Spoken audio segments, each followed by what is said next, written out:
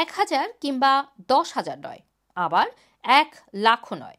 লন্ডনের ব্যস্ততম Heathrow airport থেকে এক ব্যক্তির সুটকেসে 4 লাখ পাউন্ড উদ্ধার করা হয়েছে।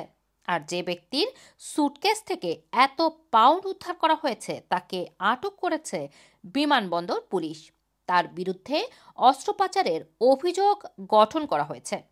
ন্যাশনাল ক্রাইম এজেন্সি এনসিএ জানিয়েছে অস্ট্রেলিয়ান ওই নাগরিককে বুধবার লন্ডনের পশ্চিমাঞ্চলীয় বিমানবন্দরে বর্ডার ফোর্স কর্মকর্তারা আটক করেন। তিনি তুরস্কগামী একটি ফ্লাইটে ওঠার চেষ্টা করছিলেন। আরও নগদ অর্থ উদ্ধার সম্পর্কে ন্যাশনাল ক্রাইম এজেন্সি জানিয়েছে অভিযুক্তের হাতব্যাগ থেকে 11,000 ইউরো, প্রায় 9,150 পাউন্ড উদ্ধার করা হয়েছে, সেটিও বাজেয়াপ্ত করা হয়েছে। আদালতে হাজিরায় গ্রেপ্তারের পর ওই ব্যক্তিকে অস্ত্র পাচারের অভিযোগে অভিযুক্ত করা হয় এবং তাকে উক্সব্রিজ ম্যাজিস্ট্রেট আদালতে হাজির করার কথা রয়েছে। রুমানা রাখি, রানা টিভি, লন্ডন।